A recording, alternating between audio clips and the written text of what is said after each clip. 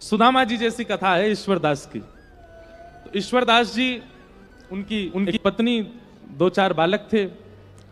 ईश्वरदास जी बड़ी दीनहीन अवस्था में रहते थे, ज्यादा संपत्ति उनके पास थी नहीं। एक दिन बच्चे बहुत जोर जोर से रोने लगे तो श्री ईश्वरदास जी ने अपनी पत्नी से कहा, भाई बालक क्यों रो रहे हैं, इनको शांत कराओ। तो पत्नी ने कहा, इसलिए रो रहे हैं, भूख लगी है, घर में अन्न नहीं है, दाल नहीं है, चावल नहीं है, कैसे पवाऊं इनको, इसलिए रो रहे हैं बच्चे। ईश्वरदास जी ने तुरंत अपने बालकों को गोद में लिटाया और कढ़ाई चढ़ा दी, उसमें जल डाल दिया और ऐसी कुछ सामग्री डाल करके बच्चों को बोले, देखो दाल पक रही है, खाने को मिलेगी, तब तक चलो हरिनाम सुनो।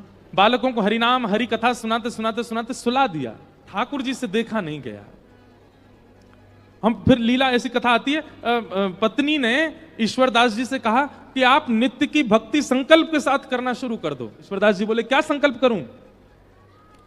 बोले, ठाकुर जी से प्रार्थना किया करो और ठाकुर जी से संकल्प कर दिया करो, हे ठाकुर जी आप हमको अन्न दीजिए, धन दीजिए, संपत्ति दीजिए, इन सबका दशांश आपकी सेवा में लगाया करूंगा, बाकियों से अपने घर परिवार का पोषण करूंगा।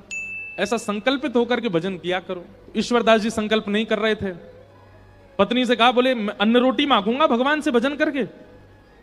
अरे भजन करके ठाकुर जी को मांगूंगा, कभी अन्न जल नहीं मांग सकता, चाहे भूखा मर जाऊं, चाहे प्राण निकल जाए, पर अन्न जल रोटी कपड़ा घर मकान ये सब ठाकुर जी से नहीं मांगूंगा। ये तो प्रारब्ध से मिलने वाली वस्तु है, इनके लिए ठाकुर जी को क्यों परेशान करूं मैं। ईश्वरदास जी ने अपने पुत्रों को गोद में सुला दिया और ऐसी खाली कढ़ाई अग्नि के ऊपर रख दी। ठाकुर जी ने जब ये दृश्य देखा तो देख करके ठाकुर जी सह नहीं पाए, रोक नहीं पाए, प्रकट हो गए।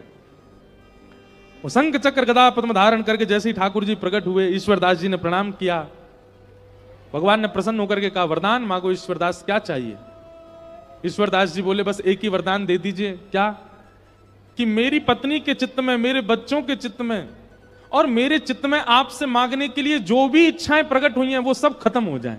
हम कुछ मांगे ही ना आपसे, मेरी पत्नी भी ना मांगे, मेरे बच्चे भी ना मांगे, मैं भी ना मांगू, हम चारों पांचों शून्य हो जाएं चित्त से। हम आपको देख लिए हैं, इसके बाद हम कुछ ना मांगे। ठाकुर जी इतने प्रसन्न हो गए ईश्वरदास से, ईश्वरदास को उठा करके स्वयं चूल्हा पे बैठे और चूल्हे पे बैठ के अपने हाथ से स्वयं ठाकुर जी ने खिचड़ी बनाई और खिचड़ी बना करके पत्नी बच्चे ईश्वरदास को पवाई अपने हाथ से बना करके। और जैसे ही खिचड़ी पा करके तृप्त हुए, तृप्त होते ही ठाकुर जी ने कहा, अब आपकी लीला पूर्ण हुई, अब आपका इस धराधाम पर रहने का कोई औचित्य नहीं, चलो हमारे साथ। पत्नी, बच्चे, ईश्वरदास, और ईश्वरदास जी की एक पतली सी घोड़ी थी, मरी गिरी सी बेचारी, वो भी नहीं खा पी पाती थी, उसको भी ठाकुर जी ने